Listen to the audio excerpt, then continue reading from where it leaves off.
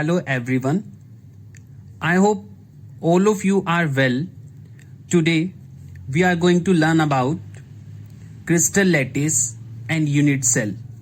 Before going to that, we will briefly recall what we learned during our last video.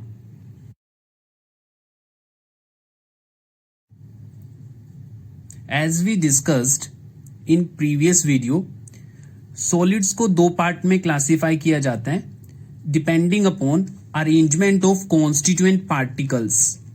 One is crystalline solid and the another one is amorphous solid. Amorphous solid के examples हैं rubber, glass, plastic, polymer. Crystalline solids उनको फिर से चार categories में divide किया जाता है depending upon constituent particles present and the force between the constituent particles. These types are ionic solid, covalent solid, which are also termed as network solid or macromolecule, metallic solid, and the molecular solid. Let's discuss difference between crystalline and amorphous solid, जिसको हमने learn किया था सन, केम, हेसे. S word stand for shape, O stand for order of constituent particles, N stand for nature, C stand for cleavage property, A stand for anisotropy, MP stand for melting point, H stand for heat of fusion. तो discuss करते हैं. Crystalline solids उनके पास definite geometrical shape होती है. Amorphous solid, amorphous word का मतलब होता है नो फॉर्म और no shape. Amorphous solids they do not have definite geometrical shape. Order की बात करें, in crystalline solid constituent particles they are arranged in a long range order. Amorphous solid में constituent particles they are arranged in short range order. Nature की बात करें तो crystalline solid they are true solids. Amorphous solids they are pseudo solid और super cooled liquid. Cleavage property की बात करें, crystalline solids they give a clean cleavage और sharp cleavage when they are cut with a knife. Amorphous solids they give irregular cleavage when cut with knife. Crystalline solids they are anisotropic, means physical properties such as refractive index, electrical conductivities, they have different values in different direction. इसका reason हमने देखा था क्योंकि different directions में move करने पर constituent particles की arrangement different होती है. एमोर्फस सॉलिड वो आइसोट्रोपिक होते हैं, हर डायरेक्शन में फिजिकल प्रॉपर्टीज की वैल्यूज सेम होंगी. मेल्टिंग पॉइंट की बात करें तो क्रिस्टलाइन सॉलिड्स का मेल्टिंग पॉइंट शार्प होता है. Amorphous solid they melt over a range of temperature. Crystalline solid की बात करें उनकी हीट ऑफ फ्यूजन फिक्स होती है. Amorphous solid they do not have fixed heat of fusion. Examples की बात करें तो हमने डिस्कस किया था most of the solids they are crystalline solid. बस हमें एमोर्फस के 4 एग्जांपल्स लर्न करने थे जो थे glass, rubber, plastic and polymer.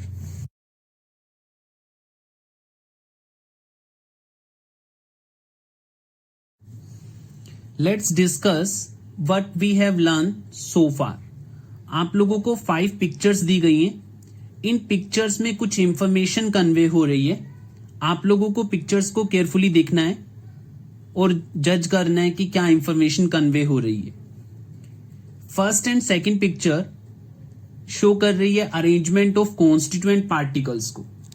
Third picture 2 अलग अलग डायरेक्शंस को शो कर रही है, A B and C D. Fourth and fifth picture वो क्लीवेज को शो कर रही है. आई होप सब लोगों ने गेस कर लिया होगा. So first picture it is showing long range order. So this is the arrangement found in crystalline solid. Second picture is showing short range order. So this arrangement is found in amorphous solid. Third picture it is showing different arrangement of constituent particles in different direction. That means it is showing the property of anisotropy. Fourth picture irregular cleavage को show कर रही है. You know very well it is shown by amorphous solid. Fifth picture it is showing clean cleavage, so that is. Last time हमने discuss किया था crystalline solid 4 तरह के होते हैं. depending upon constituent particles and the forces operating between the constituent particles. These four types are ionic, covalent, metallic, and molecular. In case of ionic solid, constituent particles are ions held together by ionic bond. In case of covalent solids, constituent particles are non-metal atoms which are held together by covalent bond. In case of metallic solid, constituent particles are kernels and valence electron held together by metallic bond. In case of molecular solid, constituent particles are molecules or independent atoms which are held together by different forces depending upon the type of molecular solid. बात करें properties की, ionic solids they are hard but brittle, insulator in solid state but conduct electricity in molten state or in aqueous solution. They have high melting point. Covalent solids they form 3-dimensional network. Last time पर कुछ बच्चों को doubt था covalent और molecular solid में, तो covalent solid की पहचान ये है, it should form a 3-dimensional network. They are very hard, they are having very high melting point, they are insulator except graphite. Metallic solid में मेटल्स वाली प्रॉपर्टी होंगी, they are malleable, they are ductile, they are good conductor of electricity as well as heat, they have high melting point. Molecular solid 3 तरह के होते हैं, polar, non polar and hydrogen bonded. Properties की बात करें, सभी के सभी सॉफ्ट होंगे and all of them they have low melting point and they are insulated. These are the structures of different type of crystalline solids. So first is the structure of molecular solid. आप लोग देख सकते हैं इसमें independent molecules हैं, आपस में नहीं जुड़े हैं, कोई नेटवर्क नहीं बना रहे हैं, सो ये molecular solid है. Covalent solids आपस में जुड़े हैं और एक 3-dimensional नेटवर्क बना रही हैं. आयनिक सॉलिड जिसमें एक मेटल और एक नॉन मेटल होगा, ऐसे सॉलिड को आयनिक सॉलिड कहते हैं. मेटेलिक सॉलिड इसमें जितनी भी मेटल्स हैं और एलॉयज हैं वो सारे आ जाएंगे. In this slide I have shown the structures of covalent solids. Covalent solid को नेटवर्क सॉलिड भी कहते हैं, as they form 3-dimensional network. Also they have very high melting point. You can see the structure of silicon, it is forming network. You can see the structure of diamond, it is forming a network. Graphite is also having layered structure and forming network. Silica, it is also having network structure. So इन सब में network structure होगी तो ये covalent solid की पहचान होती है. Previous turn पर 2 questions थे जो बच्चों को बहुत ट्रबल क्रिएट कर रहे थे. पहला क्वेश्चन था जिसमें सब्सटेंसेस को क्रिस्टलाइन और एमोर्फस में क्लासिफाई करना था. सेकंड क्वेश्चन था जिसमें सब्सटेंसेस को क्लासिफाई करना था ionic, covalent, metallic and molecular solid में. तो इसमें बच्चों को बहुत प्रॉब्लम आ रही थी, इसीलिए ये क्वेश्चंस को मैं डिस्कस कर रहा हूं. First question, classify the following as crystalline and amorphous solid. तो आप लोगों को बताया गया था कि एमोर्फस सॉलिड के 4 एग्जाम्पल्स होते हैं, उसके अलावा जितने भी सॉलिड्स हैं वो क्रिस्टलाइन है. तो 4 एग्जाम्पल थे glass, plastic, polymer and rubber. तो जज करना स्टार्ट करते हैं. First substance is polyurethane. Name में पॉली आ गया, that means it is a polymer, तो एमोर्फस सॉलिड होगा. Naphthalene, it is a crystalline solid. Benzoic acid, it is a crystalline solid. Teflon, it is a polymer, so it is a amorphous solid. Potassium nitrate, it is a crystalline solid. Cellophane, it is a polymer, so polymer है तो amorphous solid. Polyvinyl chloride, poly word आ गया means polymer है, it is a amorphous solid. Fiberglass, amorphous solid. Copper, crystalline solid. अगर इसी question में आप लोगों को कहा जाता है कि जो जो क्रिस्टलाइन सॉलिड्स हैं उन्हें भी क्लासिफाई करो आयनिक, कोवलेंट, मेटेलिक और मॉलिकुलर में, तो कैसे करते? चलो डिस्कस करते हैं। नेप्थलीन जो कि क्रिस्टलाइन सॉलिड है, तो इसको किस कैटेगरी में रखा जाता? आयनिक, कोवलेंट, मेटेलिक या मॉलिक्यूलर? सो नेप्थलीन जो होता, it is a molecular solid, because ये कोई नेटवर्क नहीं बना रहा है, इसीलिए कोवलेंट सॉलिड नहीं होगा, it is a molecular solid. Benzoic acid, it is also a molecular solid. Potassium nitrate, इसमें कैटायन एनायन का पता लग रहा है, पोटेशियम कैटायन, नाइट्रेट एनायन, तो आयंस हैं, ionic solid. Copper is a metal, so metallic solid.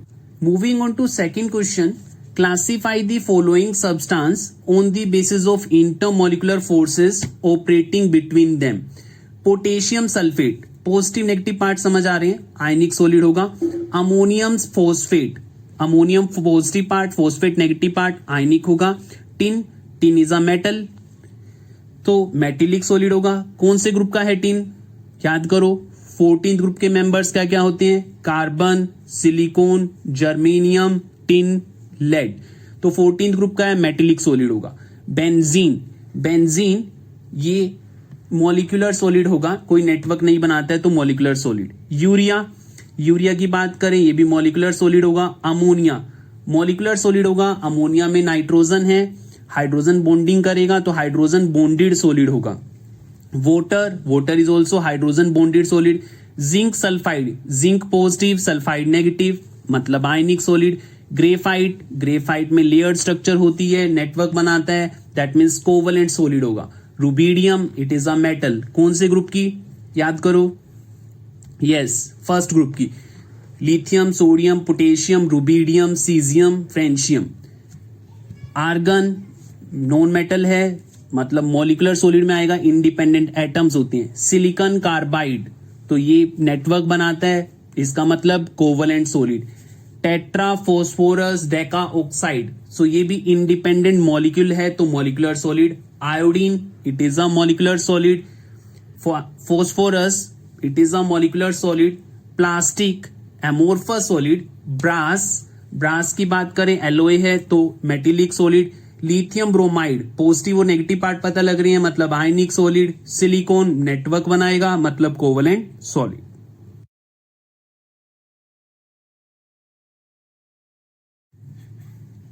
Covalent solid की एक और पहचान बताई गई थी, कार्बन और सिलिकॉन वाले कंपाउंड्स, दैट मीन्स 4 वैलेंसी वाले जितने भी कंपाउंड्स हैं वो कोवलेंट सॉलिड या नेटवर्क सॉलिड बनाते हैं, जैसे silica, silicon carbide, silicon, diamond. Let's discuss today's topic. आज का टॉपिक है स्पेस लैटिस और क्रिस्टल लैटिस। तो आइए देखते हैं। Space lattice, it is the 3-dimensional arrangement of constituent particles in space. हमें पता है कि सॉलिड्स अलग अलग तरह के कॉन्स्टिट्यूएंट पार्टिकल्स से मिलकर बने होते हैं। इन कॉन्स्टिट्यूएंट पार्टिकल्स की स्पेस में अरेंजमेंट को हम स्पेस लैटिस या क्रिस्टल लैटिस कहते हैं। Unit cell is the smallest portion of crystal lattice which when repeated again and again in different directions form crystal lattice. Lattice point represent the constituent particle that can be atom, molecule or ion. Lattice points are joined by lines to bring about geometry of the lattice. Definitions को समझने के लिए आप blue colour वाले diagram को एक बार ध्यान से देखिए। इसके अंदर जो सर्कल्स दिख रहे हैं ब्लू कलर के, ये सर्कल इंडिकेट कर रहे हैं कॉन्स्टिट्यूएंट पार्टिकल्स को। और अगर हम इन सर्कल्स को आपस में जोड़ दें, जो ब्लू लाइन से जुड़े हुए हैं, तो एक क्यूब बन रहा है। ये क्यूब, कंप्लीट क्यूब जो है वो क्रिस्टल लैटिस को इंडिकेट कर रहा है।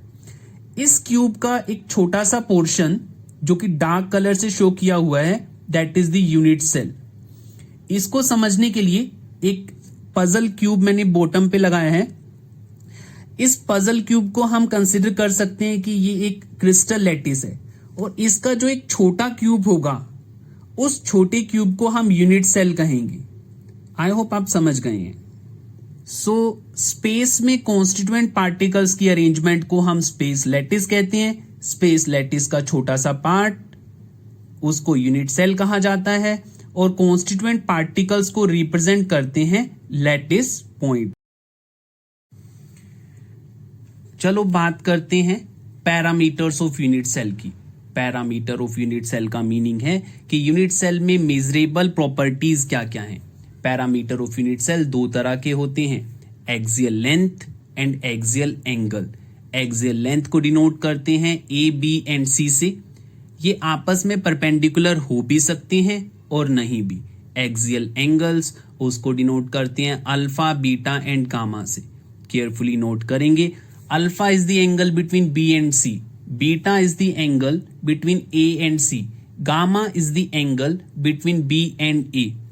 Depending upon these parameters, axial length and axial angles, आगे चलकर हम पढ़ने वाले हैं कि यूनिट सेल्स क्रिस्टल सिस्टम वो 7 तरह के होते हैं।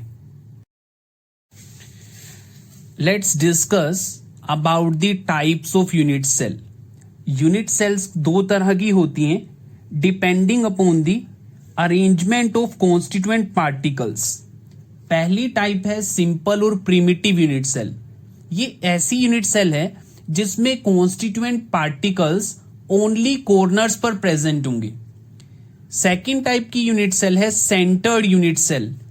इस तरह की यूनिट सेल में कॉन्स्टिट्यूएंट पार्टिकल्स कॉर्नर पर होने के साथ साथ अदर जगह पर भी प्रेजेंट होंगे। अगर कॉर्नर के साथ साथ एटम बॉडी के सेंटर पर है तो ऐसे यूनिट सेल को बॉडी सेंटर्ड यूनिट सेल कहते हैं। अगर कॉर्नर के साथ साथ वो फेस के सेंटर पर है तो उसे फेस सेंटर्ड यूनिट सेल कहते हैं। अगर कॉर्नर के साथ साथ वो दो अपोजिट फेसेस पर है तो उसे फेस सेंटर्ड यूनिट सेल भी कहते हैं।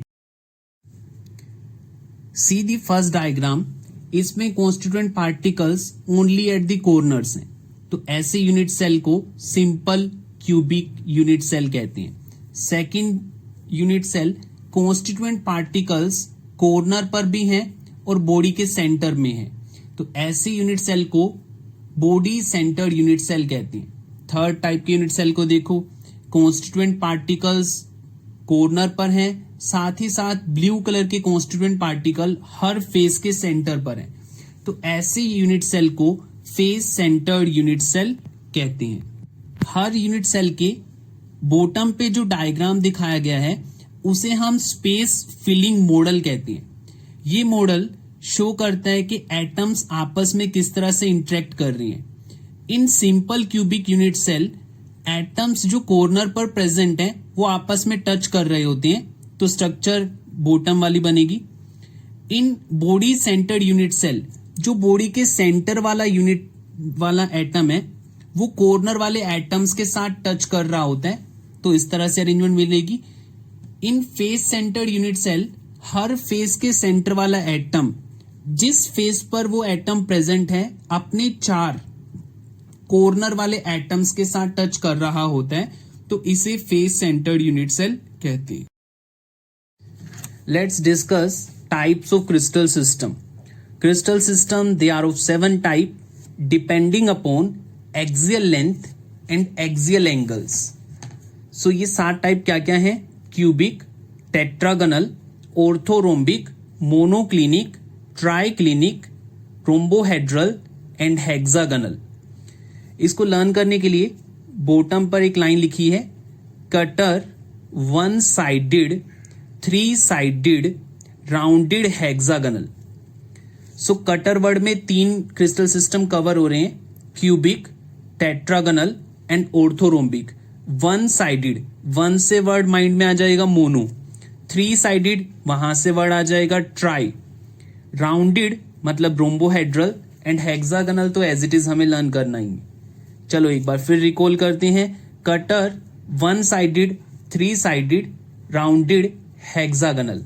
Cutter cubic, tetragonal, orthorhombic. 1 sided means monoclinic, 3 sided means triclinic, rounded मतलब रोम्बोहेड्रल एंड हेक्सागनल।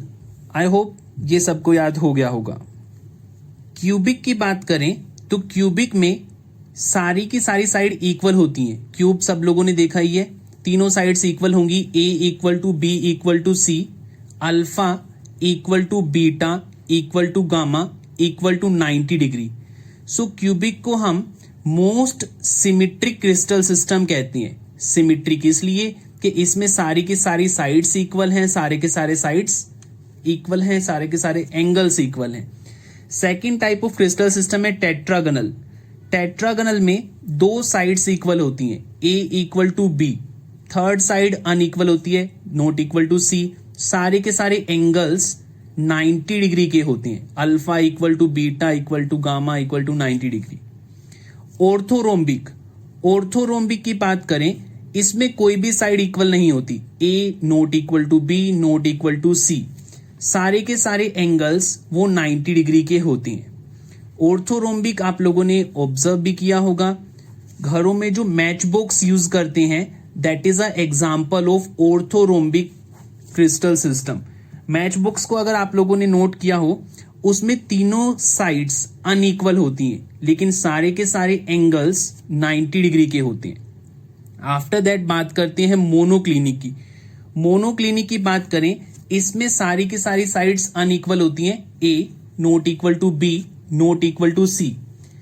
दो एंगल्स अल्फा और गामा वो 90 डिग्री के होते हैं, beta not equal to 90 degree. Triclinic की बात करते हैं। ट्राइक्लिनिक जो है, इसको मोस्ट अनसिमेट्रिक क्रिस्टल सिस्टम कहा जाता है। मोस्ट सिमेट्रिक किसे कहा था? क्यूबिक को। Most unsymmetric triclinic. मीनिंग क्या हुआ?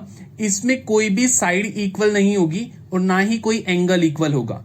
ए not equal to B not equal to C, alpha not equal to beta not equal to gamma.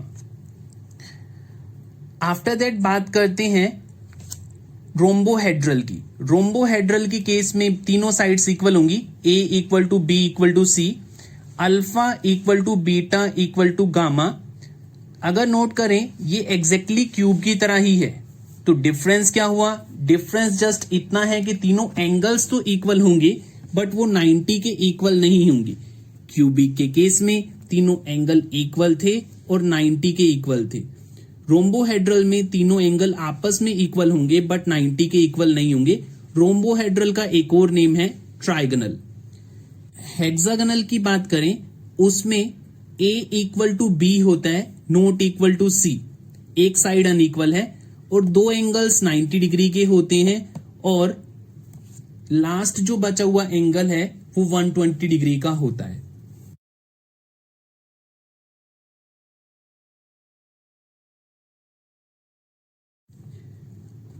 These are the structure of 7 crystal system. Cubic की बात करें, सारी sides equal, all angle 90।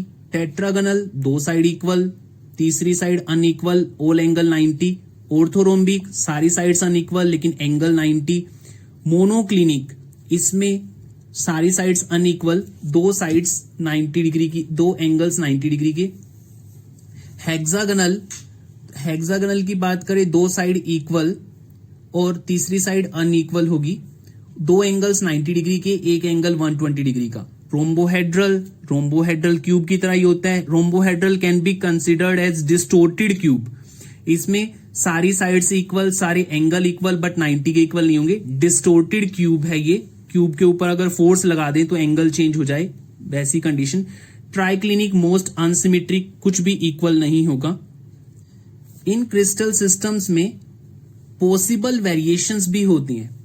Cubic में 3 तरह के variations हैं, simple cubic, body centred cubic, face centred cubic.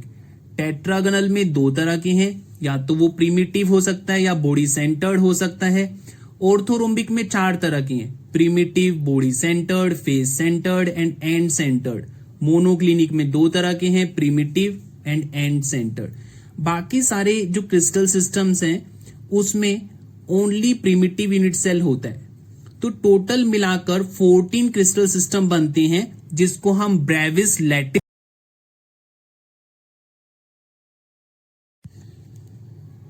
Let's discuss contribution of atom to the unit cell. Contribution of atom to the unit cell का meaning है कि एक atom का कितना पार्ट एक यूनिट सेल में आएगा। अगर एटम कॉर्नर पर प्रेजेंट है तो उसका कंट्रीब्यूशन होता है 1/8। अगर एज पर प्रेजेंट है तो कंट्रीब्यूशन होता है 1/4। अगर फेस पर प्रेजेंट है तो कंट्रीब्यूशन होता है 1/2। अगर बॉडी के सेंटर पे प्रेजेंट है तो कंट्रीब्यूशन होता है 1। कंट्रीब्यूशन को निकालने के लिए हमें यूनिट सेल के साथ वाली unit cells, neighbouring unit cells का आइडिया होना चाहिए, तभी हम उसे फाइंड आउट कर पाएंगे। फॉर एग्जाम्पल, अगर मुझे फाइंड आउट करना है कंट्रीब्यूशन एट द कॉर्नर, तो उसको निकालने के लिए ऐसा कंसिडर करना पड़ेगा। हम कंसिडर करते हैं एक केस जहां पर there are 4 rooms on the ground floor और उसी के ऊपर 4 कमरे और हैं फर्स्ट फ्लोर पर। टोटल कितने हो गए? 8।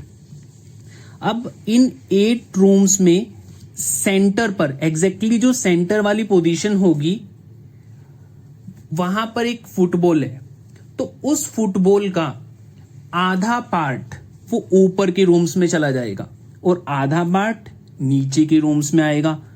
अब जो ये आधा पार्ट ऊपर गया है और आधा पार्ट नीचे आया है, उस आधे पार्ट को भी 4 पार्ट्स में डिवाइड कर दो, क्योंकि बॉटम पे 4 रूम्स हैं। तो एक रूम में यूनिट सेल का जो पार्ट, एक रूम यूनिट सेल में जो एटम का पार्ट आएगा वो 1/। Out of the 7 crystal system we are going to discuss cubic system in detail. CBSE के कोर्स में क्यूबिक सिस्टम ओनली गिवन है, तो उसी को डिस्कस करेंगे। Before moving onwards we should know about a cube. If I ask you how many corners are in a cube, so all of you know very well there are 8 corners in a cube. How many faces are in a cube? Faces का मतलब है side of a cube। अपने room को एक cube consider करो, तो उसका जो फ्लोर है वो एक फेस बनाएगा, उसका जो टॉप है वो सेकंड फेस बनाएगा, जहां आप बैठे हैं उसका फ्रंट एक फेस होगा, उसका बैक एक फेस होगा, आपकी left side and right side वो भी एक फेस होगी। So total there are 6 faces are in a cube. If I ask you how many edges are in a cube, edges का मीनिंग होता है ऐसी लाइन जो 2 फेसेस को कनेक्ट करती है। So there are total 12 edges in a cube. जब हम क्यूब को बनाते हैं तो क्यूब को बनाने के लिए जो 12 लाइंस हम यूज करते हैं, all of them they are edges. After that, how many corners, how many body center are in a cube? 1. How many face center are in a cube? So there are 6 faces, each is having 1 center, so 6 face center. How many face diagonal? Each face can have 2 diagonal, so total 12 face diagonal. How many body diagonal? There are 4 body diagonal. You can count. Look at this diagram very carefully to make things clear before moving onwards. If constituent particle which is a sphere, it is present at the face, तो होगा क्या? वो जो face है वो 2 unit cell के बीच में shared हो रही होगी। सेम कंडीशन आपको कंसिडर करनी है कि रूम्स हैं, तो एक फेस पर जो एटम है उसका आधा पार्ट एक रूम में आएगा और आधा पार्ट दूसरे रूम में जाएगा। तो जो फेस का एटम होता है उसका कंट्रीब्यूशन होता है 1/2। If an atom is present at body centred, तो वो एटम किसी अदर यूनिट सेल से शेयर नहीं होगा तो पूरा का पूरा उसी यूनिट सेल को कंट्रीब्यूट करेगा। तो इसका मीनिंग हुआ, अगर एटम प्रेजेंट है बॉडी के सेंटर पर तो उसका कंट्रीब्यूशन होगा 1। Let's discuss primitive unit cell. तो प्रिमिटिव यूनिट सेल में atoms they are present only at the corners. तो पहला डायग्राम शो कर रहा है ओपन स्ट्रक्चर को। Second diagram, it is representing space filling model, that means atoms at the corner they are touching. Third part वो unit cell के अंदर, third structure वो रिप्रेजेंट कर रही है कि यूनिट सेल में कितने एटम्स हैं, हर कॉर्नर से 1/8 पार्ट आ रहा है। तो अगर टोटल नंबर ऑफ एटम्स निकालने हो सिंपल यूनिट सेल में तो 8 कॉर्नर्स होते हैं, हर कॉर्नर से 1/8 पार्ट एटम का आता है। तो 1/8 into 8 equal to 1। That means simple unit cell में टोटल एटम्स कितने होते हैं? 1। बात करते हैं बॉडी सेंटर्ड यूनिट सेल की। तो पहली structure that is open structure, second structure space filling structure. Body के सेंटर वाला जो एटम है वो 8 के 8 कॉर्नर वाले एटम को टच कर रहा होगा। और थर्ड स्ट्रक्चर जो है वो एटम के कंट्रीब्यूशन को शो कर रहा है। तो सिमिलर वे में जैसा हमने प्रिमिटिव यूनिट सेल में किया था, 8 कॉर्नर्स हैं, 8 कॉर्नर से 1/8 पार्ट आ रहा होगा। तो 1/8 इंटू 8 इक्वल टू हो गया 1, प्लस एक जो बॉडी के सेंटर वाला एटम है वो कहीं शेयर्ड नहीं हो रहा होगा, एक वो प्लस एक कॉर्नर वाला, टोटल मिलाकर हो गए 2। बॉडी सेंटर्ड यूनिट सेल में टोटल एटम्स होते हैं 2।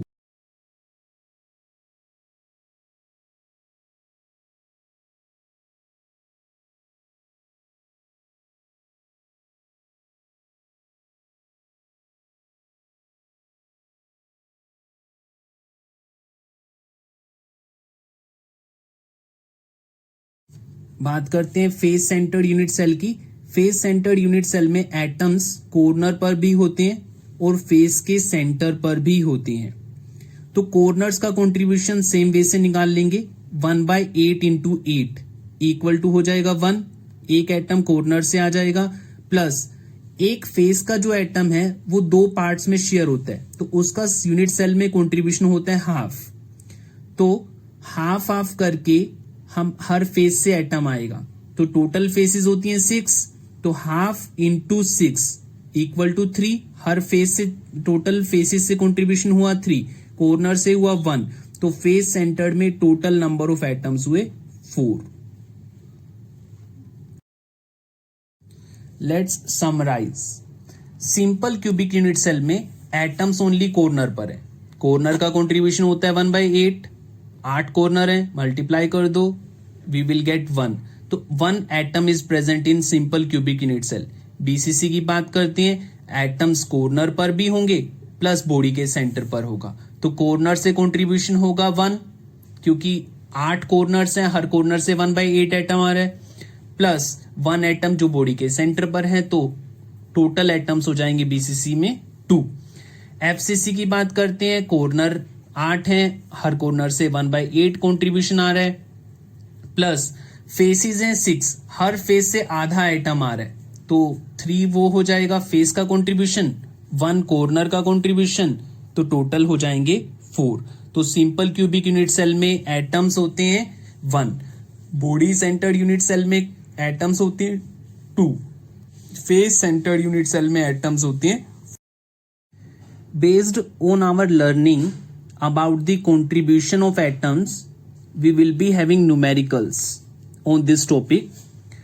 So I am discussing first question, what is the formula of unit cell if A at corner and face center and B at body center? तो इसको करने के लिए कम मतलब substance में 2 एलिमेंट्स हैं A and B। A present है corner पर, तो कॉर्नर का कंट्रीब्यूशन होता है 1/8 और कॉर्नर का नंबर होता है 8, तो कॉर्नर से ए के एटम्स कितने हुए? 1।